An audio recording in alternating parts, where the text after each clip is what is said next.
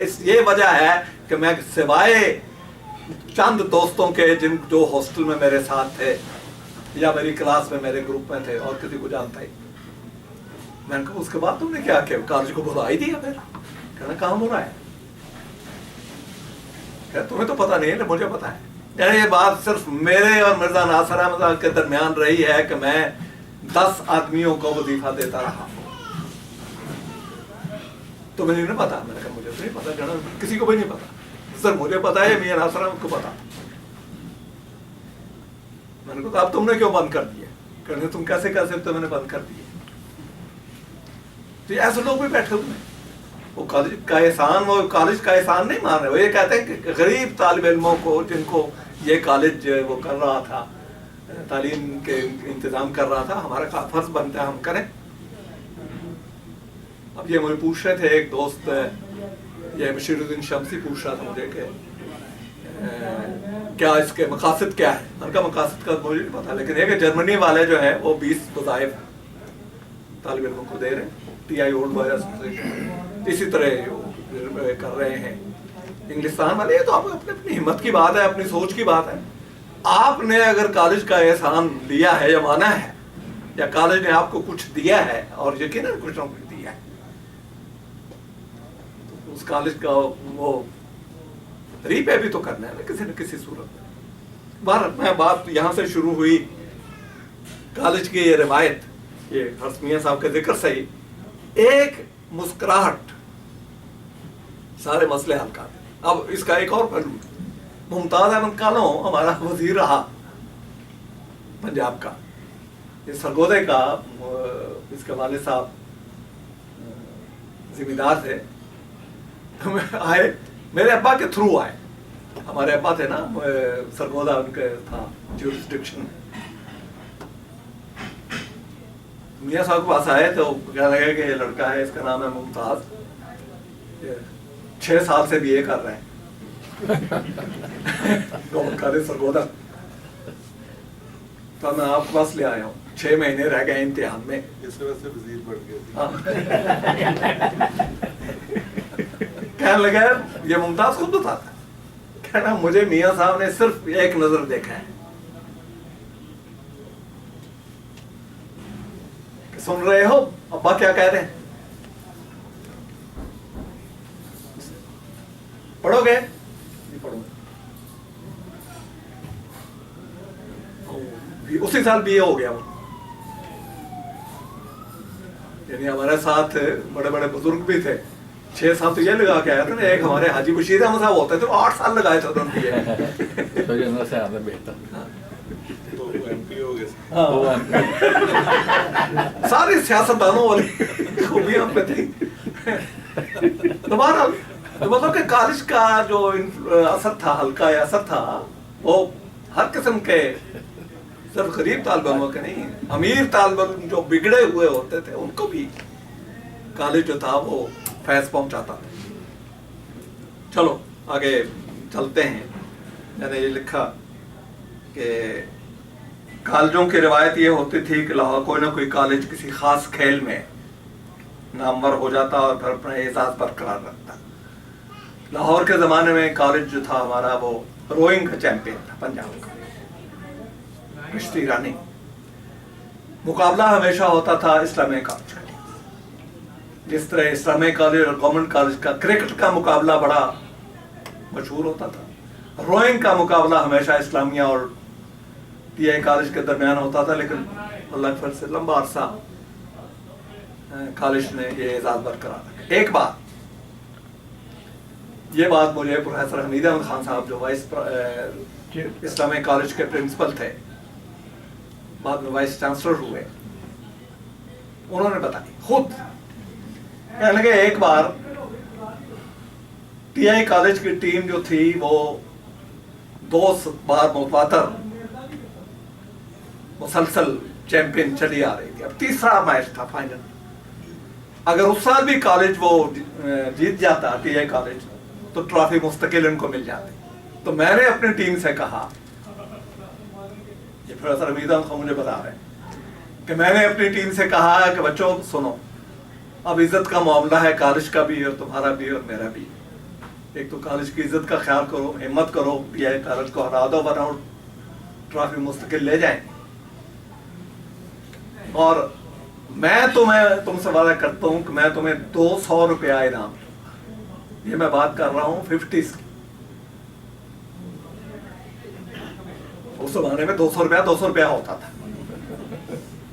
تو میں تمہیں 200 روپیہ انعام. مجھے حمیدہ وہاں کہنے جب اس بات کی خبر مرزا ناصر احمد کو پہنچی کہ میں نے اپنے لڑکوں کو کہا ہے کہ میں تمہیں 200 روپے انعام دوں گا، مرزا ناصر احمد نے بھی اعلان کیا کہ اگر اسلامی کالج کی ٹیم ٹی آئی کالج کے لڑکوں کو ہرایا دے گی تو میں بھی ان کو 200 روپے انعام دوں گا. ساری جو ایک ٹینشن کی فضا تھی وہ ختم ہو گئی. کالج جیت گیا ٹی آئی کالج، اور وہی لڑکے جو وہاں لڑنے پھرنے اور سر ٹربل پہ تیار رہتے تھے جیسے ہوتا ہے لڑکوں کا، سارے گئے اور سر میاں ناصر احمد صاحب کے سامنے سر جھکا کے اسے شاباش لی. انعام تو ہم نہیں آپ سے جیت سکے، لیکن انہوں نے کہا نہیں کوئی، یہ بہت بڑا انعام ہے، اسپورٹس مین اسپرٹ دکھا رہے ہو تم لوگ. یہ کالج کا واقعہ. پھر انہی کا واقعہ ایک میں نے اور بھی بیان کیا، حمید احمد خان صاحب کا. جب صاحب خلیفۃ المسیح ثالث بن گئے تو حمید احمد خان تشریف لائے، اور تشریف لانے کا طریق بھی دیکھے نا، یہ آئے ہوئے تھے جوہر آباد گورنمنٹ کالج میں کانوکیشن ایڈریس دینے کے لیے. چونکہ میرا رابطہ یہ باہر کے اداروں سے، باہر کے اساتذہ سے، باہر کے لوگوں سے رابطہ رکھنا میرے ذمہ تھا، تو فون وہاں سے مجھے آیا کہ میں آ رہا ہوں، ربے سے گزرنا ہے میں نے، تو میں مرزا ناصر احمد صاحب سے ملنا چاہتا ہوں. ان کے ابا کی وفات پہ تعزیت بھی کرنی ہے اور ان کو خلیفہ بننے کی مبارکباد بھی دینی ہے، یا پھر غیر احمدیوں کے یہاں ہوتا ہے. تو میں نے یار صاحب سے درخواست کی کہ اس طرح حمید احمد خان صاحب تشریف لا رہے ہیں. فرمایا ٹھیک ہے، تم بھی آ جاؤ ساتھ، اور چودھری محمد علی صاحب کو بھی لے آؤ، کھانا کھاؤ میرے ساتھ. ہمارے بھی عیاشی ہو گئی. خیر کھانا وانا کھا کے بیٹھے رہے. جب واپس جانے لگے ہیں نیچے پرائیویٹ سیکٹری کے دفتر تک، ہر سب نیچے آئے ہیں، دروازہ آپ سب نے کھولا ہے، پرانا کولیگ ہے میرا. بٹھا کے ان کو مجھے ہدایت فرمائی کہ جہاں سے ان کو تم نے ریسیو کیا تھا وہاں تک ان کے ساتھ جاؤ، یہاں نہیں چھوڑ دینا. ایٹیکیٹ ہے نا کہ جہاں سے سڑک سے ریسیو کر کے لائے تھے وہاں تک تو ساتھ جاؤ نا. میں بھی ساتھ بیٹھ گیا. ابھی گاڑی چلی ہے تو حمید احمد خان کہنے لگے پروازی یہ مرزا ناصر احمد تو وہ مرزا ناصر احمد نہیں، ٹوٹلی چینج. ہمیں بھی یہی محسوس ہوتا. یہ گواہی پروفیسر حمید احمد خان صاحب. اب کچھ تھوڑا سا اپنا بھی میں نے لکھا کہ طالب علم کے زمانے میں تو ہم نے خاصی شرافت سے وقت گزارا، یہاں سے چلو. لیکن ایک بار سٹاف پہ آنے کے بعد ہم پکڑے. شام کا وقت تھا، بایولوجی لیبارٹری کے سامنے کرسیاں ڈال کے ہم لوگ بیٹھے ہوئے تھے. لاہور سے ایک دوست ہمارے آئے ہوئے تھے، مزے سے سگریٹ فروشی کر رہے ہیں. وہ شام کا وقت ہے، شام کو کس نے آنا، اور یکا ایک لڑکے نے نعرہ لگایا میاں صاحب. وہ دیکھا تو میاں صاحب نے یوں رکھا ہوا ہے ہاتھ، یوں بغیر دیکھے یہاں ہاتھ رکھا ہوا جا رہے ہیں جیسے ہمیں دیکھا ہی نہیں. تو مارے گئے. سخت ایکسپلینیشن ہو، کچھ بھی نہیں. ہاں یہ ہوا کہ ہمیں خود اتنی شرم آئی کہ ہم نے پھر کالج کے ماحول میں سگریٹ نہیں پی. یہ ایک طریقہ ہوتا ہے. ناصر احمد کی جو سختی تھی وہ اپنی جگہ پہ، اور جو ان کی رحمت وہ اپنی جگہ پہ. پھر ایک بات اور میں نے بیان کی تھی کہ حضرت صاحب کی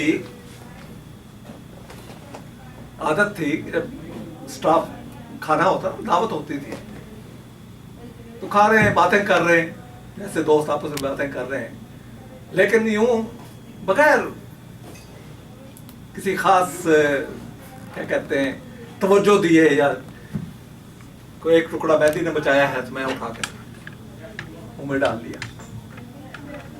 انتظاماً میں نے دیکھا ہر دعوت میں میاں صاحب اپنے دائیں بائیں بیٹھے ہوئے جو دوست ہیں نا ان میں سے उनके बचे हुए टुकड़े जरूर उठा के खा। और मैंने एक बात पूछी, मियां साहब आप ये क्या करते? कहने लगे तुम्हें अरसब का शेर याद है? अरसब का अरबी का शेर है लिफाजातुल मुआयदे काना उकली सिरतुल यौमा मितामुल हाली, कि वो वक्त था कि मुझे खाने के दस्तरखान के बचे खुचे टुकड़े खाने को दिए जाते थे। और अब अल्लाह ताला का फजल है कि खानदान मेरे खानदान से मेरे दस्तरखान से मुतमत्ते हो रहे हैं। तो बस कह रहे हैं कि ये वो सुन्नत याद रखो। हालांकि किसी के बचा हुआ टुकड़ा है उठा के खाना अजीब लगता है, मुझे तो अजीब लगता है। और ना मैं दिखाने के लिए करता हूँ, ये तुमने पता नहीं कहाँ इसको नोट कर लिया, और ना मुझे तो आज तक किसी ने पूछा कि क्यों ऐसे कर रहे हैं। जब मैंने ये बात दोस्तों से बयान किया तो अब तो टूट के पड़ गया ना मेरे हज़रत साहब के बचे हुए कोट। मैं तबर्रुक की शक लेते रहो तुम, लेकिन ये बात तबर्रुक की नहीं है, एक खास ज़ाविया निगाह की है। यार साहब का अपना जिंदगी के बारे में क्या रवैया था। फिर हज़रत साहब के बाद काजी इस्लाम साहब प्रिंसिपल उनका तशरीफ लाए। आप लोगों ने जो शुरू के लोग हैं उन्होंने तो काजी साहब का ज़माना नहीं देखा, लेकिन हमने तो देखा। काजी साहब गवर्नमेंट कॉलेज के प्रिंसिपल रहे, DPI रहे, एजुकेशन सेक्रेटरी रहे। फिर जब शोबा नफ्सियात कायम हुआ पंजाब यूनिवर्सिटी में तो सदर शोबा हुए। फिर कराची यूनिवर्सिटी चले गए। फिर हज़रत साहब ने उनको हुक्म दिया कि आप TI कॉलेज के प्रिंसिपल बन के आ जाए। बूढ़े आदमी थे, बीमार थे, इमाम का हुक्म है, आ गए। सादा आदमी है, अब हॉस्टल में पका हुआ खाना वो जाहिर है कि एक बूढ़े आदमी के लिए तो अच्छा नहीं है, करते थे। मैं सारा खानदान तो यहाँ नहीं ला सकता, सिर्फ इसलिए कि हर साहब ने कहा था कि आ जाएं और कॉलेज को संभालें। आ गए, कॉलेज को संभाला और फिर आगे उनकी जगह लेने के लिए चौर मुदीर साहब तैयार थे। काजी साहब का एक कमाल ये था कि सरकारी मुलाजिम थे, मगर कादियान में जमात अहमदिया के जलसा सालाना जलसे पर हमेशा उनकी तकरीर होती थी।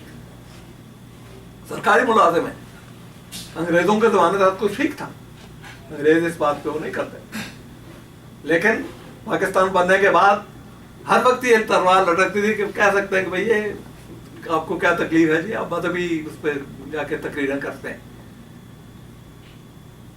लेकिन काजी साहब की तकरीर हमेशा होती थी और आप हैरान होंगे कि मुझे याद है कि कम से कम 8-10 मौकों की तकरीरें मैंने जो छपी हुई पढ़ी हैं वो सारी की सारी हस्ती बारी ताला पे होती थी, इसलिए कि नौजवान नस्ल जो थी ना उनको अल्लाह मियाँ के खिलाफ एक होता था, दैरियत की तरफ खींचते थे। जो ज्यादा पढ़े लिखे या अंग्रेजी असर के नीचे आ जाते थे, पहला उन पे असर यह होता था कि दैरिय हो जाते थे।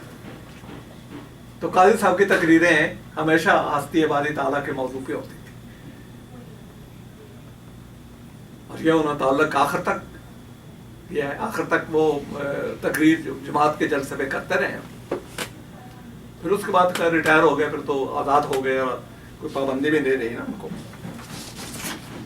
एक काजी साहब की खूबी कि बर्टन रसल की किताब पे एक तबसरा छपा पाकिस्तान टाइम्स में, 1947-48 की बात है।